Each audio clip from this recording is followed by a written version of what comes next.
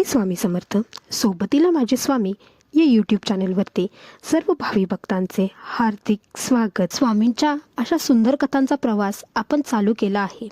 त्यामधीलच आजची कथा आहे 6व्या क्रमांकाची। तर चला मग आजच्या या गोड कथेला आपण प्रारंभ करू। आजची ही कथा आहे भक्त राजश्रीची। शेतात राबणाऱ्या कष्ट करणाऱ्या एका स्त्रीची तिच्या आयुष्यात कशा प्रकारे स्वामींची कृपा झाली किंवा तिच्या आयुष्याचा आधार फक्त आणि फक्त श्री स्वामी समर्थच बनले, तीच सांगणारी ही आजची कथा आहे। राजश्री या लहानपणापासूनच स्वामी भक्त होत्या। त्यांच्या आयुष्याचा आधार फक्त आणि फक्त स्वामी समर्थच होते। शेतात काम करत असताना सतत त्यांच्या मुखावर एकच नाव असायचं, स्वामी। आज माझ्या शेतात जे काही पिकत आहे किंवा आज माझी परिस्थिती इतकी चांगली आहे ते फक्त आणि फक्त स्वामींमुळेच। स्वामी माझ्या आयुष्याचा आधार आहेत, स्वामी विना कैसे जीवन, असं त्या सतत नेहमी म्हणत असायच्या। पैशाची चणचण ही प्रत्येकाला असते, मला आहे, तुम्हाला आहे, सगळ्यांना आहे। त्याच प्रकारे राजश्रीला सुद्धा पैशाची चणचण होती, म्हणून तिने काही थोडेफार कर्ज काढले। पुढे पावसाळ्याचे दिवस होते।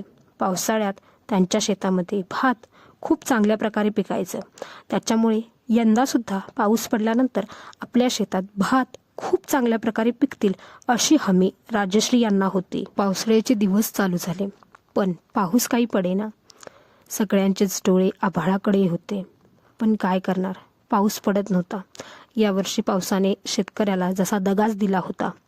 कर्ज वाढलं होतं, हातात आलेलं पीक जे आहे ते हातचं गेलं होतं। घरात चिंता, डोळ्यात अश्रू, अशी परिस्थिती सगळ्यांचीच झाली होती। राजश्री या नेहमी शेतातच असायच्या। त्या आभाळाकडे बघून सतत म्हणायच्या, आता तरी ये बाबा, कृपा कर आमच्यावर। पण पाऊस काही येत नव्हता। त्या नेहमी म्हणायच्या, स्वामी उशिरा देतील पण चांगलंच देतील, असं त्या नेहमी म्हणायच्या। पण त्यांच्या सोबत असणारे त्यांचे साथीदार नेहमी त्यांना म्हणायचे, इतकं का करते स्वामींचं, बघ स्वामींची जर तुझ्यावर कृपा असती तर नक्की आज पाऊस पडला असता, पण असं काही झालं का? त्यावर राजश्री या म्हणायच्या, असं काही नसतं, स्वामी नेहमी माझ्यावर कृपा करतात आणि इथून पुढे सुद्धा ते माझ्यावर कृपा करतीलच, तुम्ही बघाच। एवढं बोलताच राजश्री या घरी आल्या। घरी आल्यानंतर त्यांनी स्वामींची आराधना केली। स्वामींना साकडं घातलं, स्वामी यंदा पाऊस पडू द्या, आमच्या शेतकऱ्यांवर तुमची कृपा अशीच राहू दे। एका बाजूला स्वामींची भक्ती, स्वामींची शक्ती, स्वामींची आराधना, दुसऱ्या बाजूला डोंगरा एवढे कर्ज झाले होते डोक्यावरती, तिसऱ्या बाजूला पाऊस पडत नव्हता, चौथ्या बाजूला घरामधील अन्नधान्य संपत आले होते।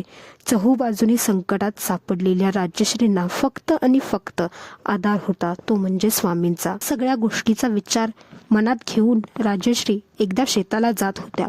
शेताला जातच असताना मध्येच त्यांना भोळ आली आणि त्या रस्त्यामध्येच पडल्या। आसपासच्या लोकांनी त्यांना त्यांच्या घरी पोचवलं।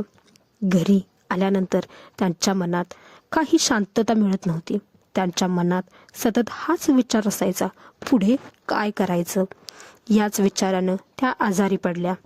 त्यांना अंथरुणावरून उठताही येत नव्हतं, अशी त्यांची परिस्थिती झाली होती। राजश्री या अंथरुणाला खिळूनच होत्या। त्यांना स्वामींची आराधना, स्वामींची भक्ती, स्वामींची पूजा करता येत नव्हती, पण त्यांच्या मुखामध्ये, त्यांच्या मनामध्ये सतत स्वामी नामाचा जसा जपच चालला होता। गेले 15 दिवस राजश्री या अंथरुणावरून उठल्याच नव्हत्या। आजारपणाने जसे राजश्री यांना जखडलेच होते। सर्व भावी भक्तांनी देवासमोरून हात हे सोडले होते, पण राजश्री या अंथरुणावर खिळून होत्या, तरी सुद्धा त्यांनी स्वामींच्या चरणाजवळ हात हे जोडलेच होते। राजश्री यांच्या गावामध्ये आज श्री स्वामी समर्थ महाराजांच्या पालखीचा आगमन सोहळा पार पडणार होता, पण बिचारी राजश्री या अंथरुणावर असल्यामुळे त्यांना उठण्याची सुद्धा ताकद नव्हती। नेहमी उत्साहाने पुढे येऊन काम करणाऱ्या राजश्री यंदा मात्र अंथरुणावरच होत्या। अंथरुणाला जरी खिळून असल्या तरी त्यांच्या मनातील भाव हा खूपच चांगला होता। त्यांना स्वामींचं दर्शन घेण्याची इच्छा खूप होती आणि नवल बघा काय झालं, राजश्रीला कसंही करून पालखीचं दर्शन घ्यायचंच होतं। त्या मनातल्या मनात म्हणतच होत्या, स्वामी आई मला तुमचं दर्शन घ्यायचं आहे. स्वामी आई असंच म्हणत होत्या त्या. आणि तेवढ्यातच त्यांना एका स्त्रीचा आवाज आला. राजश्री, ए राजश्री, बाहेर ये पटकन, मला पाणी हवं आहे बाळा. राजश्री यांना बोलण्याची सुद्धा ताकद नव्हती. त्या ज्या स्त्री होत्या त्या राजश्री यांच्या घरात आल्या. घरात येऊन अंथरुणाला खेळलेल्या राजश्रींना बघताच त्या स्त्रीने त्या राजश्रींना सांगितलं, बाळा उठ, अशी किती दिवस बसणार आहेस अंथरुणावरती. असं म्हणताच राजश्री यांना आतून जाणवलं आणि त्या अचानक अंथरुणावरून उठल्या. अंथरुणावरून उठल्यानंतर राजश्री यांनी त्या स्त्रीला पहिल्यांदा पाणी प्यायला दिलं आणि त्यांचे चरण स्पर्श केले. त्या स्त्रीचे चरण स्पर्श करताच राजश्री यांना एक वेगळीच ऊर्जा मिळाली. मग त्या तिथून सरळ स्वामींच्या पालखी सोहळ्यामध्ये गेल्या. पालखी सोहळ्यामध्ये त्यांनी स्वामींचं दर्शन घेतलं. स्वामी मूर्ती अगदी मन भरेपर्यंत त्यांनी पाहिली. नंतर त्यांच्या हे लक्षात आलं, आपल्यासोबत ज्या स्त्री आल्या होत्या त्या कुठेही दिसत नाहीयेत. त्यांनी त्या स्त्रीचा शोध घेतला पण त्यांना त्या भेटल्याच नाहीत. राजश्री यांना पालखी सोहळ्यात पाहून गावातली लोक आश्चर्यचकितच झालीत. त्यांनी राजश्रीला विचारलं, राजश्री तू एका दिवसात कशी बरी झालीस? यावर राजश्री म्हणल्या, ही सगळी कृपा माझ्या स्वामींची. माझ्यावर किती जरी संकट आलीत, कितीही काळ आला तरी मी माझी भक्ती काही सोडली नाही. स्वामी माझी परीक्षा घेत होते. दिवस गेले, रात्री गेल्या, पण माझी श्रद्धा मी ढळू दिली नाही. त्याचंच आज हे मला फळ मिळालं आहे असं तुम्ही सगळे समजा. स्वामींचा पालखी सोहळा अगदी आनंदात पार पडला. राजश्री या पुन्हा शेतामध्ये काम करायला गेल्या.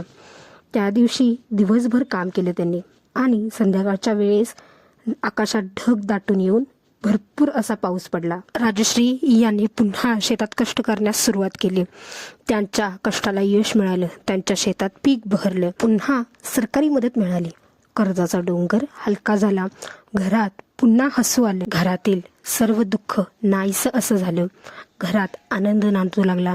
स्वामींची कृपा त्यांच्यावर अशीच राहिली. आजही राजश्री यांच्या डोळ्यात अश्रू होते, पण ते अश्रू दुःखाचे नव्हते तर कृतज्ञतेचे होते. त्या नेहमी म्हणायच्या, स्वामी तुम्ही मला मोडू नाही दिलं, तुम्ही मला वाचवलं. या सुंदर अशा कथेतून आपल्याला एकच बोध मिळतो, इच्छा असेल तर स्वामी मार्ग नक्की दाखवतील. जय जय स्वामी समर्थ. हा व्हिडिओ आवडल्यास लाईक करा, चॅनलला सबस्क्राईब करा, कमेंटमध्ये श्री स्वामी समर्थ नामाचा जय जयकार करा. श्री स्वामी समर्थ. धन्यवाद.